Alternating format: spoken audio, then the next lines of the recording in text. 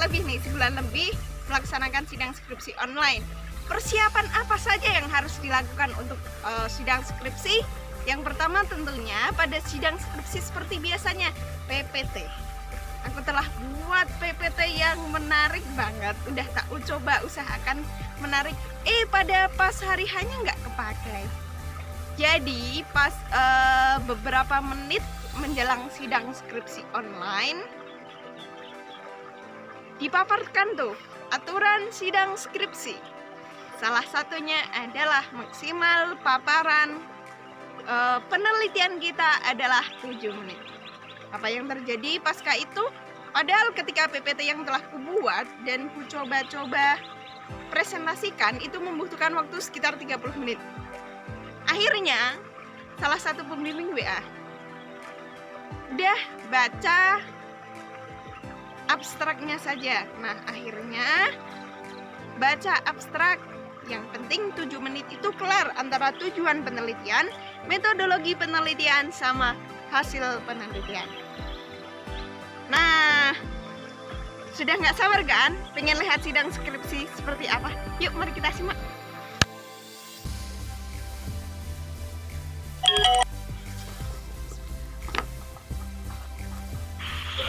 Sambung. Assalamualaikum. Ya, baik. Gimana itu? Saya di lapangan, Pak. Cari sinyal. Soalnya kalau tidak ada sinyal. Lengkapnya Zulfa Hanafiah. Nggih, Zulfa Hanafiah. Siap-siap ya. Oke. Ya, baik. Siap, kita lanjutkan untuk ujian ini. Kita mulai Mbak Zulfa Hanafiah dengan bacaan basmalah. Bismillahirrahmanirrahim. Aturan ya, dengan mempresentasikan tidak usah lama-lama.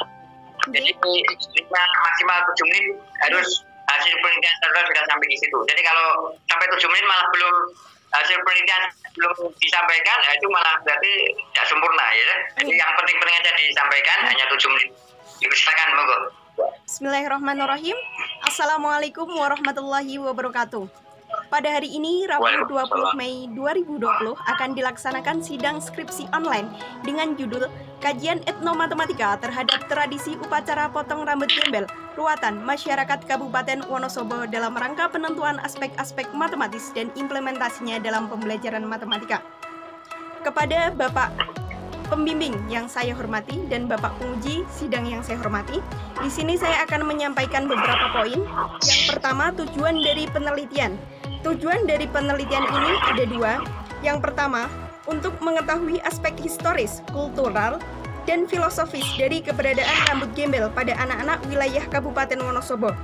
2. Untuk mengetahui aspek-aspek matematis, sehingga nantinya ditemukan relevansi antara tradisi upacara potong rambut gembel, ruatan, dan implementasinya dalam pembelajaran matematika, terutama dalam pembelajaran matematika di tingkat SMP. Yang kedua, terkait dengan metodologi penelitian. Jenis penelitian yang dilakukan yaitu dengan menggunakan metode kualitatif dengan pendekatan deskriptif kualitatif. Strategi penelitian yang dilakukan adalah fenomenologi dan historis, yaitu dengan mengkaji fenomena keberadaan anak-anak berambut gembel di wilayah Kabupaten Wonosobo dan mengkaji tradisi keberadaan cukur rambut gembel atau ruatan. Sumber data dari penelitian ini terdiri dari sumber data primer dan sumber data sekunder. Pengumpulan data primer diperoleh dengan menggunakan metode wawancara terhadap 2 orang narasumber yang berkompeten dan berkecimpung dalam eksistensi tradisi upacara potong rambut gembel. Pengumpulan data setelah dilakukan pengumpulan data akan dilakukan data analisis, dan setelah itu dilakukan pengecekan keabsahan data dengan 3 metode. Yang pertama, metode triangulasi.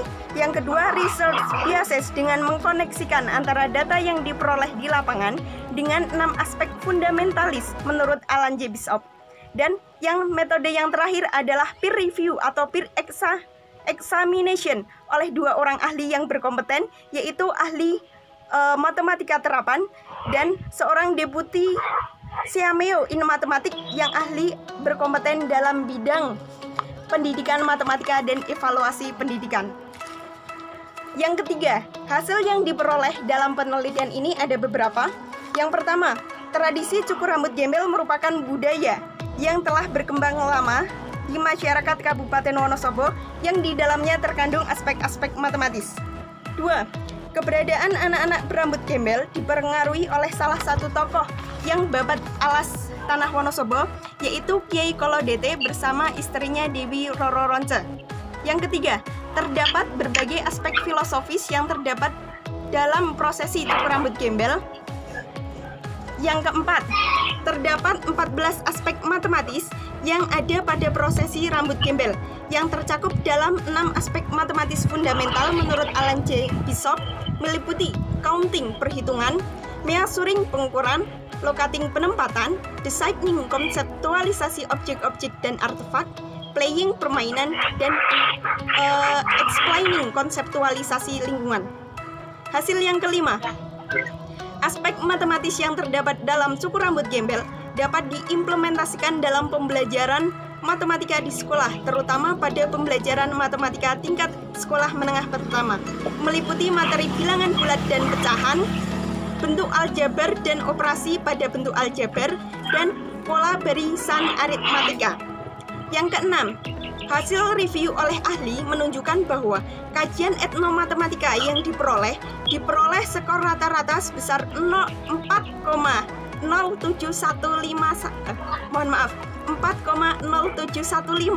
dengan skala penilaian 1-5, di mana ketika skala penilaiannya 4 menunjukkan bahwa hasil analisis data yang diperoleh yaitu valid atau memuaskan. Dan yang terakhir, ada beberapa catatan dari 2 orang reviewer, yaitu diantaranya catatan yang diberikan oleh reviewer adalah kajian antropologi budaya yang dikaji cukup menarik sebagai salah satu topik etnomatematika, dan penelitian ini dapat dikembangkan serta ditindaklanjuti untuk penelitian lebih lanjut. Terima kasih, sekian presentasi dari saya kembalikan kepada Ketua Penguji. 6 menit ya, berarti bagus ya, daripada lebih ya. Alhamdulillah. Selanjutnya dipersilakan untuk penguji 1, Bapak Mufik SAG MB, dipersilakan. Baik, terima kasih. Assalamualaikum warahmatullahi wabarakatuh. Saudara Zulfah, pertama saya ucapkan selamat kepada Anda telah berhasil menyelesaikan penulisan skripsi ini dengan baik, sehingga hari ini saudara bisa ujian. Tetapi ada yang menarik sebelum saya tanyakan beberapa hal. Ada dalam tulisan Anda bahwa Anda dulu termasuk mengalami. Nah, apa maksudnya Anda dulu juga peserta rambut gembel maksudnya? Dulu saya pada saat saya masih SD kelas 2 saya menjadi peserta cukur rambut gembel. Tapi tidak yang diselenggarakan oleh pemerintah, tapi diselenggarakan oleh keluarga. Nah, ini kan menarik. Artinya bahwa Anda meneliti, tetapi Anda ternyata dulu juga termasuk pelaku. Nah, nanti bisa diceritakan di lain waktu kepada tim penguji betapa uniknya dan sakral. Oke, selanjutnya saya melihat dalam uraian Anda ini ada yang menjadi kurang jelas di fokus penelitian. Coba Anda buka fokus penelitian. Iya, Pak.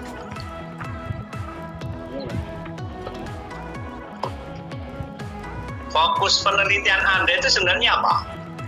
Fokus penelitian saya tentang keberadaan rambut gimbal nanti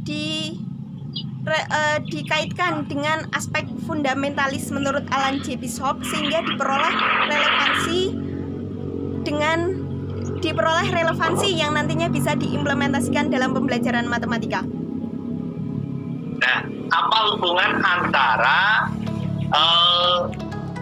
fokus penelitian dengan tujuan penelitian? Kalau fokus penelitian adalah sesuatu yang ingin kita kaji atau yang ingin kita teliti. Sedangkan tujuan dari penelitian itu goalnya. Fokus penelitian lebih cenderung ke luas atau lebarnya ruang lingkup permasalahan yang akan kita teliti. Wah, itu keliru. Jadi kalau yang Anda maksud demikian itu adalah batasan. Iya. Batasan dari penelitian, bukan fokus. Maka ketika saya baca, fokus penelitian dengan tujuan penelitian ini nggak nyambung. Jadi saya bisa melihat dari uraian Anda sampai pada kesimpulan, ternyata kesimpulan yang Anda buat itu adalah menjawab tujuan penelitian. Nah, sementara harusnya di situ fokus penelitian itu berkaitan dengan tujuan, atau lebih tepatnya fokus penelitian dulu baru dijabarkan pada tujuan penelitian. Nah, dalam uraian Anda tidak, fokus penelitiannya tidak jelas. Maka Anda bisa cek pada kesimpulan itu menjadi kalau kesimpulan adalah menjawab dari fokus penelitian, maka tidak terjawab, gitu loh. Ini, Pak.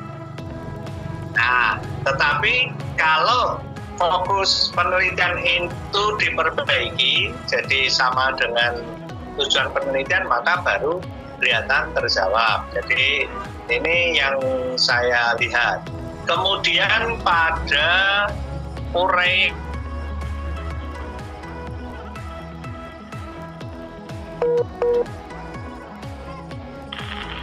Halo? Halo?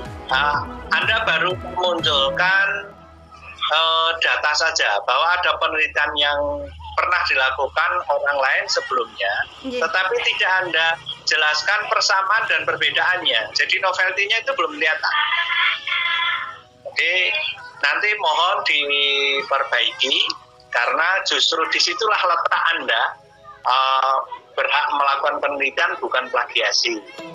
Kemudian yang terakhir, nanti secara lengkap akan ada di catatan revisi, itu pada penulisan daftar pustaka bukan menggunakan paragraf first line tapi heading. Jadi itu keliru ya. Jadi pada penulisan daftar pustaka itu keliru. Anda cek nanti dalam aturan penulisan itu keliru.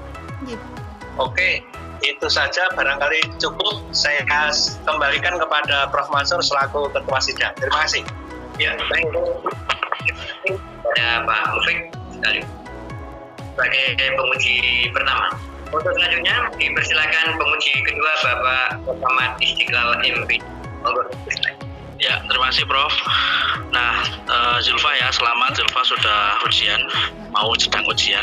Oke, yang pertama judulnya ini sangat menarik karena etnomatematika di dalam pembelajaran matematika sekarang itu sedang in ya, artinya memang sedang gencar-gencarnya dilakukan. Jadi ini menambah referensi kalau nanti sudah jadi jurnal atau laporan. Tapi tetapi yang menarik tadi harus didukung dengan penjelasan yang dalam. Karena penelitian kualitatif untuk orang matematika itu tidak mudah karena biasanya kuantitatif. Jadi kedalamannya ini belum kelihatan. Jadi kekuatan penelitian kualitatif itu ada di referensi. Sementara di daftar pustaka referensi kamu itu hanya kurang lebih 10 atau 11 itu saya hitung. Jadi tolong itu diperbanyak lagi referensinya. Jadi kekuatan kualitatif itu Pak Mufik itu ahlinya. Untuk penelitian kualitatif itu memang perlu diperdalam lagi. Diperbanyak referensinya, dan referensi yang terbaru jangan tahun 86 kamu gunakan, referensi ya 10 tahun terakhir lah, kecuali buku-buku Babon ya. Nah, nanti itu diperbaiki. Kemudian kajian terhadap matematika juga perlu diperdalam lagi, catatannya ada di naskah, nanti bisa dicek. Nah, saya fokusnya ke kesimpulan ya. Kesimpulanmu itu masih berupa eksplanasi yang panjang lebar, padahal itu kesimpulan itu harus padat dan berisi. Artinya apa? Itu menjawab fokus penelitian kamu itu ada terjawab atau tidak, atau apa yang kamu temukan. Etnomatematikanya itu di mana? Jadi sudah bukan eksplanasi lagi. Itu sudah ada di bab sebelumnya harusnya. Kemudian benar tadi, sesuaikan format dengan buku panduan. Saya masih banyak menemukan format-format yang tidak sesuai dengan buku panduan. Itu penting karena itu kayak selingkung ya. Nah, kemudian yang terakhir, saran dari saya, tidak usah menampilkan referensi di abstrak. Jadi abstrak itu murni teknis lapangan penelitian kamu. Jadi sudah tidak berteori di situ. Jadi abstrak itu adalah memang garis besar dari penelitian kamu mulai dari awal sampai akhir. Tidak menurut siapa, menurut ini, referensi sudah tidak perlu dituliskan di bagian abstrak. Itu saja dari saya dan masuk ke nanti lengkapnya ada di naskah. Begitu Prof dari saya. Ya, terima kasih Bapak Muhammad Istiqlal selaku pembimbing. Persilakan sekretaris sekaligus pembimbing Bapak Profesor Dr. Winarno. Monggo dipersilakan Bapak Profesor baru. Ya. Terima kasih. Selamat Saudara Yulfa ya telah nulis di masa pandemi ini ya. Ketika saya awal-awal itu melihat judul yang Anda sodorkan itu kan ini yang sebenarnya yang menarik ya. Nah saya berharap nanti ada muncul lagi tulisan-tulisan yang berkenaan dengan dengan itu matematika ya. Nanti biar bisa menambah referensi yang ada di kampus kita. Terus masukan dari penguji tolong diakomodir supaya di situ agar tulisan Anda itu nanti bisa menjadi tulisan yang setara dengan skripsi. Dan saya berharap tolong tulisan ini nanti disubmit ke Hipotenusa ya, jurnal kita. Ya, Pak. Hipotenusa. Jadi Statistik Matematika punya jurnal. Ini masih ada beberapa yang kurang. Saya berharap nanti dimasukkan ke Hipotenusa. Nanti mau kita terbitkan di situ ya. Gitu aja Prof. Terima kasih. Monggo. Ya, baik. Terima kasih untuk Pak Profesor Winarno, pembimbing sekaligus sekretaris dalam sidang ini. Selanjutnya untuk Mbak Zulfa Hanafiah sekaligus. Ini menarik sekali memang.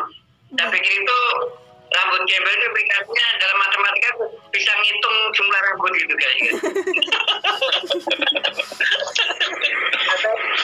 Saudara ujiannya sudah selesai, lancar dan nanti masyarakat di 1, 2 sekaligus pembimbing yang ini sampai akhir pembimbing tadi saudara nilainya ataupun istilahnya isinya itu menarik sekali. Apalagi ini Bapak pembimbing saudara ini kenangan buat saudara, ini adalah diuji profesor pertama kali yang diuji itu yang panjenengan ini. Alhamdulillah. Luar biasa. Nanti dibagi yang bagus nanti dikasihkan kepada pembimbing kalau kita masuk di jurnal yang dipelajari ya. Terima kasih. Kita akhiri dengan badan hamdalah. Alhamdulillah. Terima kasih banyak Bapak. Oh, iya. Ya baik, untuk selanjutnya yang berikutnya monggo Bapak Istiqlal dipanggil Hayatul Imam ya. Siap. Ya, silakan Bapak ya. Zulfa boleh meninggalkan video call ya. Terima kasih Pak. Terima kasih Lur telah menyaksikan video ini. Silahkan share, subscribe, like, dan komen jika kamu merasa video ini bermanfaat.